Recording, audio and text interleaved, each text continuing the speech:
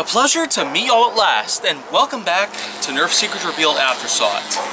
So today, what I got to talk about here in Aftersought is, well, you guessed it, if you have, Doomlens 2169.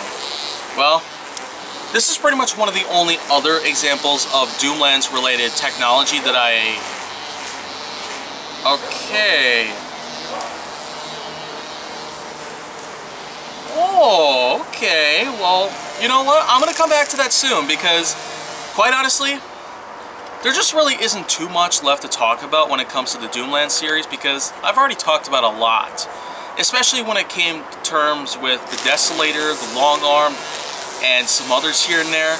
But this one right here is the Holdout. This is pretty much the smallest that we got in terms of Doomlands related blasters. And like most others out there that are smaller than most, it has a priming rod on the back end. So you know what? I can kind of see where they're going with this. Some other blasters out there that I've gotten already, like the Hot Shock, Crosscuts, and some others here and there. I mean, maybe I'll talk more about the Crosscut at some point, but you know what? The Holdout itself, it's just that. Pull the priming handle, there's a priming rod in the back end, and pull the trigger to fire. Although, it does come with this little scope attachment that I honestly do seem to be using a lot more often on other blasters, and not so much as this, because, after all, I don't really just seem to know that a pistol and a scope could go well together. I just don't really see the point in that because, after all, it's kind of like you're trying to be like a really small sniper at some point. Maybe this is meant to be more like a sniper pistol of some sorts, but you know what? If there's one factor that I probably should highlight right about now, then, well, this would be it. Look at this. You know what?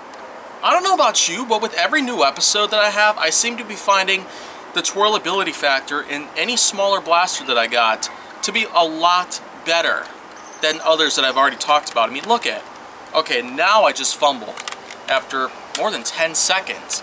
10 solid seconds of doing it. Okay.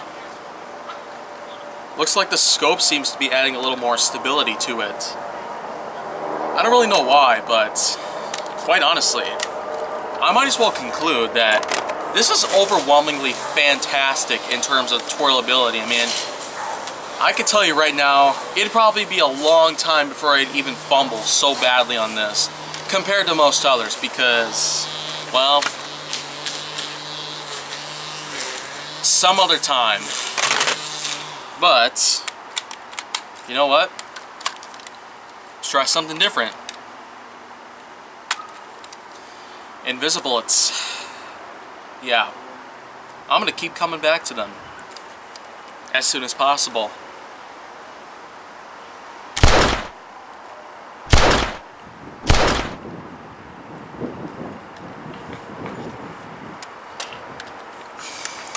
Well, you know what?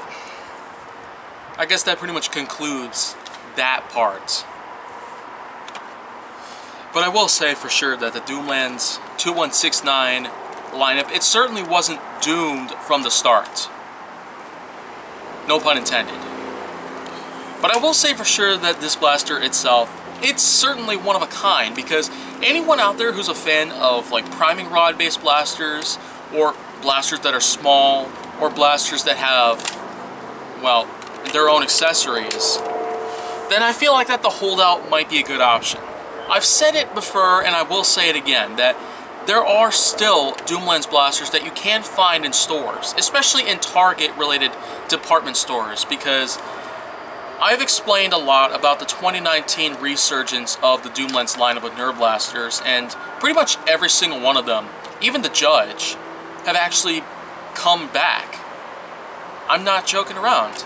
I've seen the Double Dealer around, I've seen the Lawbringer and Vagabond, and even the Doomlens-based melee weapons like the Axe. Not to mention the Doomlens dart packs, especially the 30 dart packs out there.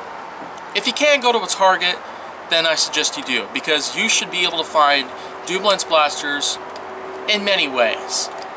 you won't be able to find every single one of them at the same place. You could probably try different places, and maybe you'll find some there, but other than that, the Doomland series, I don't really know if they should kickstart it and rebirth it at some point, but I just don't really know what to say about that. But I will say this. I still got yet a bunch more others that I'm going to be talking about before I sign off for good. And by the time that happens, I'll have Nerf Secrets Revealed, Bolts of Intrigue, the full feature film released. Yeah.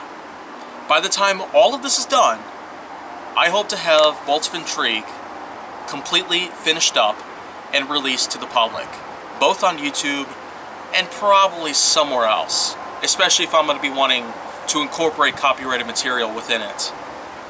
Well, anyways, until any of those things happen, I'm Jay Nowak, and this has been Nerf Secrets Revealed Aftersought, and if you want to see more, go down to my channel. Make sure that you like, subscribe, comment, follow me on social media, and stay on the Hollywood side.